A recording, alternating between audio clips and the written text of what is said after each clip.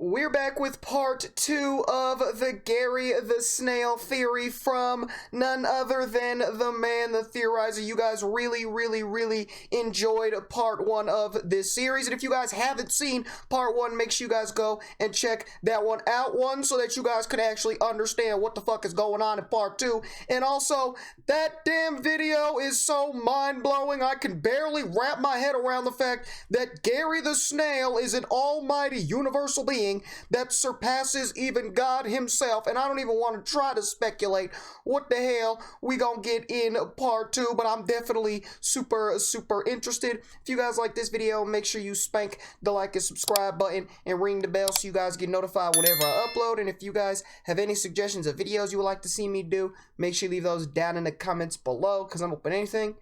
But without further ado, SpongeBob, Gary's sinister master plan finally proved. Gary, part 2, let's see what we got. I've solved the Illuminati dolphin from the second SpongeBob film. You may have missed it because I can still barely believe it. Actually the second half to that video. So if you've missed my entire proposition of what Gary is, click the box in the top right corner now and watch that video first, because today I'm here to finish it. I'm here to discuss evidence that commenters brought to the table. I'm here to officially diagnose Gary, and more pressingly, I'm here to finally do a deep delve into Gary's twisted inner reflection, Bubbles the bottlenose dolphin. Oh my god, bro. Bro, this dude, the theorizer, bro, is an absolute maniac, bro. This dude is literally like an evil scientist, bro. Like, it's crazy the things that this dude be saying, bro.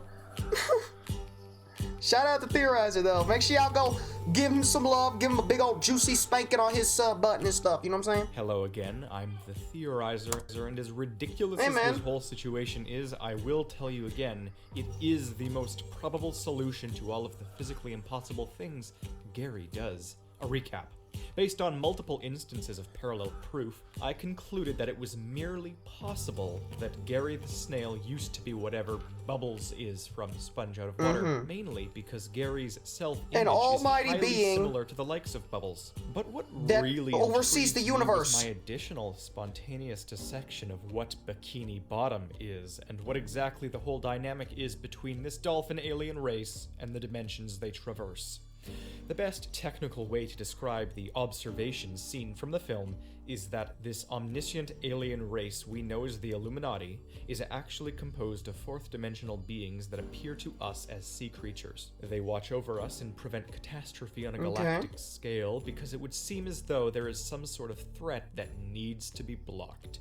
As to what that threat is, I wasn't certain, and I'm still not, but I've got many ideas based on intuitive presumption. First of all, it's either an individual or a group that's It's Gary. It's Gary, dude. Gary is like a diabolical universal supervillain here to wreak havoc amongst all the planets in the universe, not just Bikini Bottom, bro. It's crazy. A rogue member of this marine race. If it's a group, it is most likely a competing interdimensional race of sea creatures, so is Gary a part of this Illuminati, or is the solar system trapped in a war between an advanced race of dolphins and an advanced race of the sea snails? I'll be more specific. As you know, this fourth-dimensional 3D tetrahedron thing has a direct temporal spatial link to Bikini Bottom. Yeah. I determined Bikini Bottom to be some sort of 2.5-dimensional flatland beneath the ocean.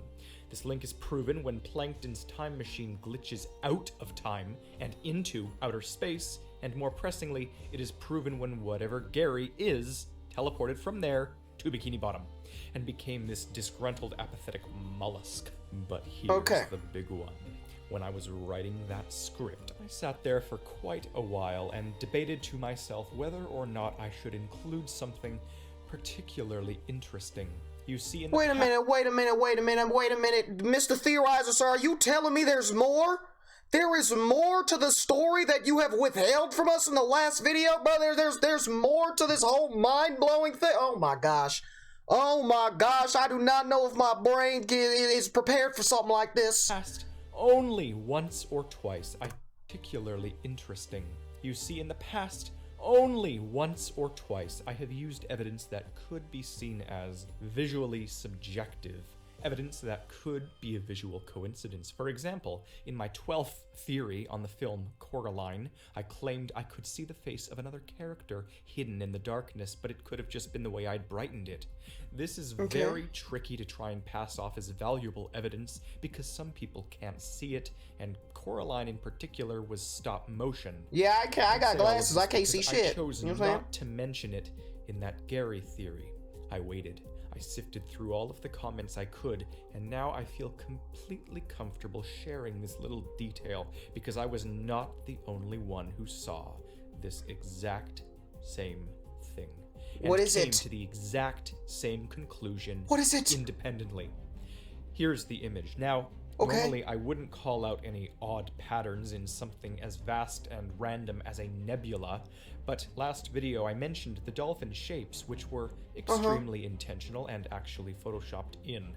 The only other thing I held back was, well, do you see it? Because a lot of people, in fact, see what? did. As I showed the image while describing this ulterior malevolent What is happening? force, it's what can be perceived as a much more indistinct, much more subtle model of what this series shows to be a snail. Oh with my! The exact same open mouth as an aggressive. Oh my gosh! Now, this is tricky. And a little subjective, of course. It's an observation, not my final damning piece. Oh my gosh, are you telling me there has been a centuries-long intergalactic war between fourth dimensional dolphins and fourth dimensional sea snails? Oh my gosh. Oh my, why is this not in the history books? This is what the youth need to be learning in the school system. Oh my gosh. Of course, it's an observation, not my final damning piece of evidence at all. But we know that the animators have already altered this photo once. This isn't just me taking a shot in the dark, but it would be beautifully fit with what I've been saying. That the dolphins are defending the solar system and the threat, the logically necessary force that they are protecting it against, are at war. There are 2 dolphins and a single snail. Now here's my question, right? It may or may not get answered in this video, right? Here's my question, right? Is the gang of sea snails, are they truly the villains? Are they truly the bad guys? You know what I'm saying? Are they truly the delinquents? Or is this just a rivalry between the 2 sides? You know what I'm saying? They beef and they at war or whatever, you know what I'm saying? And we just gotta pick a side and decide which side we want to go with, you know what I'm saying? Or are the snails truly evil and the dolphins truly good, trying to protect the universe, you know what I'm saying? Maybe the snails are trying to protect the universe from the dolphins, bro. This is so deep. There is so much to this. This is crazy. Protecting it against this is crazy. Are at war. There are 2 dolphins and a single snail, which to me would imply the individual threat is the case, meaning Gary alone, meaning my offhand comment about him colliding the planets during his psychokinetic unbridled sleep time rage during the reign of Snail King is right, and he collided them using his real-life shoe-eating poem dream capabilities, as we see during the highly coincidental time when he's lost control in the film from no Krabby Patties. Bubbles claims to be watching over for like 10,000 years, though, and Gary's snail form is not that old, so perhaps an entire evil race as opposed to one rogue Illuminati member is still plausible, especially if that is not a snail in the nebula. Back to Bubbles, though, and here's where it gets interesting. In part That's when he was spitting fat bars, right? He's like rapping. Snail in the nebula. Back to Bubbles, though, and here's where it gets interesting. In part 1, I also nonchalantly said it was Bubbles' chosen destiny to protect Bikini Bottom because it is a treasured little pocket dimension. Okay. Yes. Dimension. Not a pocket universe. A dimension. At a nexus between width and height. I mean, all the characters are 2D, and yet they roam an environment comparable to 3D, but not at all similar to what's going on in the actual 3D environment on land. When we see them there, they are dried-up hyper-realistic marine life, aside from when, ding ding ding, Bubbles converts them to proper land dwellers. Bubbles left the physically impossible collision of 2 gas giants to a couple dimension-and-a-half lower beings because it was either a lazy test or because he wanted to be fired. Laid off like Gary so he could aid in the salvation of Bikini Bottom, so that the imminent problem, Gary, Oh my sweet baby Jesus. Oh my sweet baby Jesus. So you're telling me that this dude Bubbles, this dude Bubbles, to put him on right the collision, right? He was monitoring the collision between two gas giants, which I don't know how gas can collide with gas and then they break, you know what I'm saying? Jupiter and Saturn, like, they're gas giant. You can't collide, you know what I'm saying? So basically, Mr. Theorizer Teacher, sir, is sitting here trying to tell me that Bubbles purposely allowed the planets to collide to purposely get himself fired so that he could better, you know, apply his powers to the protection of Bikini Bottom from the evil wrath of Gary the Snail, who is where? In Bikini Bottom. That's crazy. Oh my gosh, this dude Bubbles was trapped in outer space for 10,000 years. He can't do anything with Gary wreaking havoc in Bikini Bottom, so he gets himself fired so he can go down there in person. This is crazy. Oh my gosh, bro, this is... He raps later about saving patties in the past. Could be fixed. As he raps later about saving patties in the past. That place is probably millions of years in our future, and yet it has a direct space-time past tie. Wonderful. He couldn't leave then, but now he can.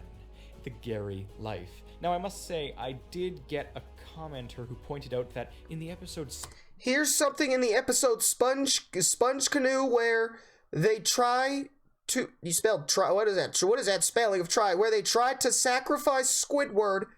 A magical dolphin wizard shows up, and in that episode, it was revealed he is the last of his kind, and that his kind got blown up by a volcano. So maybe that volcano was Gary's fault, and that he was replaced with this warrior, so maybe that's why Bubbles isn't mad at SpongeBob and Plankton, because he fulfilled his duties.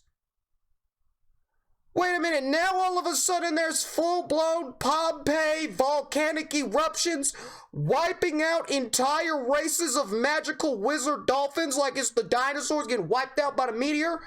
Bro, what the hell what is this? Volcano. A magic dolphin came to town, claimed he was from an ancient warrior race, and told them how to stop a volcano from erupting. He claimed his people were wiped out. Now, this magic dolphin seems delusional, and I cannot be sure whether he's just another fan of the stories of these aliens, like the Cephalopod Lodge, or if he is a banished member, like Gary, in the process of memory loss and slow degradation.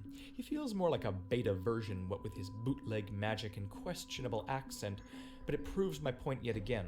There are offshoots of Bubbles everywhere, and it's quite possible that things like snail plasma and doctors like this clueless and dubious man are intentional suppressants. Just look at what it did to SpongeBob. Now, finally, onto the Gary evidence. Wait! I got most of it all. Wait! So the doctors... Wait a minute, the doctor was sent by the dolphins to suppress Gary? Wait a minute, whoa. Proves my point yet again. There are offshoots of Bubbles everywhere, and it's quite possible that things like snail plasma and doctors like this clueless and dubious man are intentional suppressants. Just look at what it did my to gosh! SpongeBob. Now, finally, onto the Gary evidence. I got most of it already. A lot of people, as usual, misinterpret. Oh my, bro, the first half of this video was just straight Bubbles, bro, and my mind has already been blown up into 1,000 tiny million little pieces, bro, and now we're getting into the meat.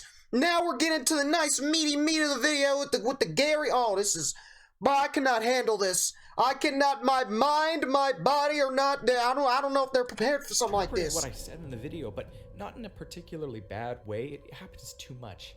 I say a ton of stuff very fast and describe my thoughts with large words as offhand comments, and people try to figure out exactly what I've just said. During them trying to figure it out and process through my babbling, they have a realization and comment their little theory without realizing it's just what I've said in the video, and well, that they've processed what I've said. This was most of the evidence I received, but in general, it's all the same. Gary just knows things. He can communicate his thoughts quite well most of the time and is receptive to others, like his speech up on stage, which Sandy claimed displayed his wonderful way with words. He has such a way with words. Limbs in real life too, and how he just gets everything. It should be obvious at this point that Gary is not what he seems, and that simply. Yeah, we established in the last video, right? Gary just be doing random ass things that nobody else in Bikini Bottom be doing. No other snails in Bikini Bottom be doing anything. He just be randomly like growing appendages and things like that. So I think in the last video we very clearly established that Gary is on a whole other level compared to the rest of the inhabitants of Bikini Bottom. What Bubbles is just point that Gary is not what he seems, and that simply, in fact, what Bubbles is just fits best of all probabilities. And considering that crazy bootleg Bubbles, things only click more and more. Here's a big one that I noticed when browsing through a few of Gary's best. We have explicit evidence of him teleporting and floating like Bubbles. Look at... Bro, this episode is a fucking classic, right? This is my childhood right here, right? When Gary takes a bath, he can't get him into the bath, you know what I'm saying? Subliminal messages and shit like that, bro. And it never dawned on me that this dude's literally floating in midair. He's teleport. Oh my gosh. It's been right in front of our faces this entire time, and we never realized it. Oh my God, Theorizer, you mad genius. I cannot deal with this. Like Bubbles. Look at this. Look! I mean, how much more do we need? He shares, down to a detailed and predicted skill set, the same abilities as Bubbles. And of course, there's all of the obvious comparisons too, like the visual and the auditory. They're cut from the same cloth, but I don't know if Gary was ever an observer. You may have missed some additional evidence I found when editing too. I snuck it in the video a little bit, but I have to elaborate on that a bit too. In his library, he calls dreams windows to another realm, which is almost like just dancing around the concept of his fourth dimensional time-shifted innards and their stratospherically Jovian origins. He also describes his life in Bikini Bottom as having many earthly limitations, implying that yes, he is not very earthly and does not belong here. He even chose the body of an heir directly related to Patrick for some reason. Again! That episode is a classic, and I never caught on to that. Gary is not from this world. Gary is not from this world. He's been trying to tell us this throughout our entire childhoods, and we have been just way too ignorant to see it right in front of our faces. Dude, I cannot. Bro, I can't do this. I can't do this. I really can't.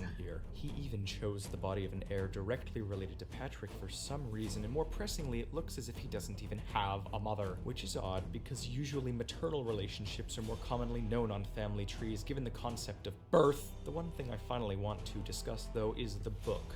Gary is a library of knowledge, and the choice to display his knowledge this way is what gets me, because it is the exact same concept as this prophetic book that details the story of Bikini Bottom. The book that allows everything written inside of it to come true. It was written by the dolphin race and predicts the future. Why is the Spongebob second movie so important? Why is it the moment of the prophetic... Stop! Stop it! Stop it! Stop it right now! Now you're telling me that the almighty dolphin race were the original authors of the book that directly controls everything in Bikini Bottom. Dude, I can't do this. I can't, bro. This is... Why is the Spongebob second movie so important? Why is it the moment of the prophetic book? Because it's the moment Bikini Bottom, the 2.5D, interacts with the 4D, the dolphins, the people who run the show. Bubbles is tied to said book because it uses similar magic and can undo and redo what he has done himself. If I recall, there was a video game made based on the movie in which the plot was Bubbles asking the Bikini Bottomites to recollect all of the missing pages for him. This book originated on the Bikini Atoll island above Bikini Bottom, which was known, no joke, in real life for being a nuclear testing site. Yes, there have been many theories circulating in the past about how these testings created Bikini Bottom, and knowing what we know now about Bikini Bottom being a dimensional anomaly. What the fuck? Why am I hearing about this? Is what? Why am I just now hearing about this? Bikini Bottom is based on a real-life island used as a nuclear test facility and thus was created by nuclear... Oh my... Dude, this is like... He just keeps throwing things at me, bro. I think I finally understand it, and then he comes out of nowhere like Mike Tyson just sucker punching me right in the face just with something new, bro. This is... Oh my gosh. Bikini Bottom, and knowing what we know now about Bikini Bottom being a dimensional anomaly, this isn't too far-fetched, and in fact gives me core-shaking flashbacks to Twin Peaks: The Return. Point is, this book was being guarded on the island, and was most likely put there by the dolphin race, which would mean they know about Bikini Bottom, and basically all of this wraps around and proves it's all connected. And that the dolphins had a hand in the creation of this dimensionally ripped Bikini Bottom, hence the portal being opened and the tie being made, and all of this... Wait, run that back. Point is, this book was being guarded on the island, and was most likely put there by the dolphin race, which would mean they know about Bikini Bottom, and basically all of this wraps around and proves it's all connected. And that the dolphins had a hand in the creation of this dimensionally ripped Bikini Bottom, hence the portal being opened and the tie being made, and all of this working like the nuke ripping through a fourth dimension. So the dolphins created that book, and then they placed it on that island specifically, which means they knew about Bikini Bottom, which is that's where the connection comes in with the dolphin race and Bikini Bottom. Oh, okay. Okay. While I'm not fully on board with that classic theory of Spongebob and friends are the product of a nuke, I am agreeing that those most likely have a hand in it, or in the least, they'd alerted the dolphin race to the world's primary nuclear testing ground, which, given time, prophetic books, and a lengthy interdimensional explanation, all connects. And I mean, even Bikini Atoll on land transforms into 2.5D madness when a godforsaken hand converts it, causing Bubbles to appear not minutes later with full knowledge of SpongeBob, the song, the TV show, everything. It's like Bubbles is the watcher of the TV show in this scene. We hear him speak from behind us in the audience when they sing the song, which also fits with, as a commenter pointed out, the dolphin censorship that covers the Sailor Mouth episode. They are the filter through which we witness the show in which... Oh my god! You're fucking right! You're right? When they was cussing? Right? When they were throwing out just throwing F-bombs left and right and fucking and shit like that, bro. They were censored by dolphin noises. Oh my gosh. The dolphins are the overseers and filterers of Bikini Bottom. Dude, this is crazy. This is so fucking crazy. This is so fucking wild, bro. Oh my gosh. Since we're also watching the movie, what does that make us?